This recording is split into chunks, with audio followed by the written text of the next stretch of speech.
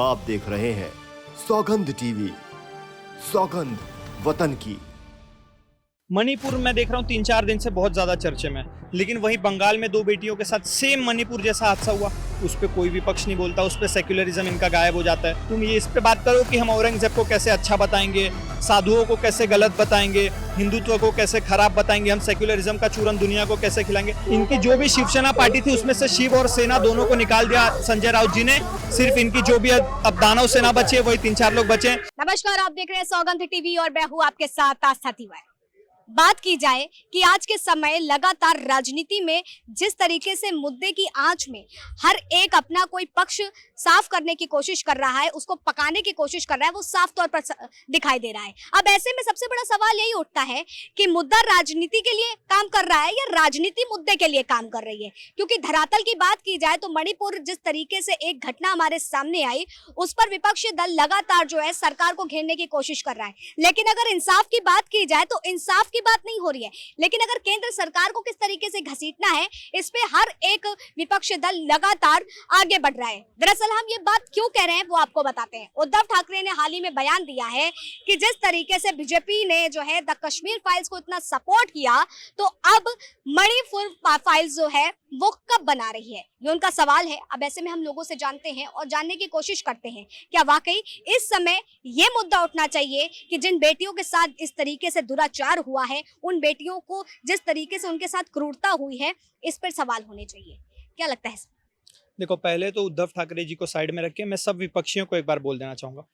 मणिपुर में देख रहा हूँ 3-4 दिन से बहुत ज्यादा चर्चे में, लेकिन वहीं बंगाल में 2 बेटियों के साथ सेम मणिपुर जैसा हादसा हुआ, उस पर कोई भी पक्ष नहीं बोलता, उस पर सेक्युलरिज्म इनका गायब हो जाता है। उसके बाद बिहार में हुआ, राजस्थान में रेप करके एसिड डाल दिया गया, उस पर किसी ने नहीं बोला। ये सिलेक्टिव चीजें बोलेंगे जिसमें इनको फायदा होता है उसी पे बोलेंगे। गिरजा टिक्कू को कश्मीर में मार दिया गया, उस पर किसी ने नहीं बोला। साक्षी और श्रद्धा हुआ था, उस पर किसी ने नहीं बोला था। अब चलो उद्धव ठाकरे पे आते हैं। ये वही उद्धव ठाकरे हैं। पहली बात तो इनका तो कोई अस्तित्व बचा ही नहीं है। ये दूसरे राहुल गांधी है, शिवसेना वाले।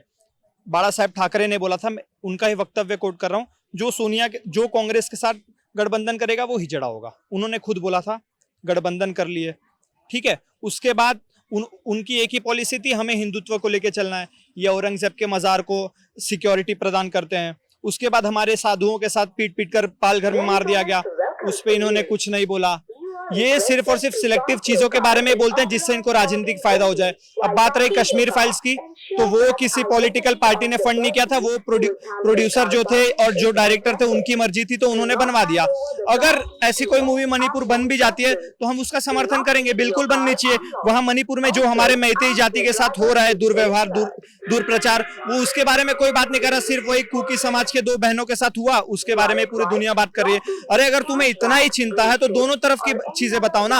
इस पे जरूर मूवी बननी चाहिए। मैं बोलूंगा सरकार तो मूवी बनाती नहीं है, लेकिन एटलीस्ट प्रमोट करे लोगों को कि ताकि इसके बारे में मूवी बने और वहां पे जो भी हमारे कुकी समाज के साथ दुर्व्यवहार हुआ, उनके साथ जो भी चीजें हुई, वो जनता तक पहुंचे। अगर बात की जाए द कश्मीर फाइल जब उसके बाद रिलीज हुई तो तमाम तरीके की खबरें आई कि उस तरीके की हिंसा फिर से कश्मीर में शुरू हो गई, कश्मीरी पंडितों को मारा जा रहा है। तो क्या कहीं ना कहीं उद्धव ठाकरे ये बताना चाह रहे हैं कि मणिपुर फाइल्स बने और फिर वैसी कृतिक घटनाएं घटे देश में?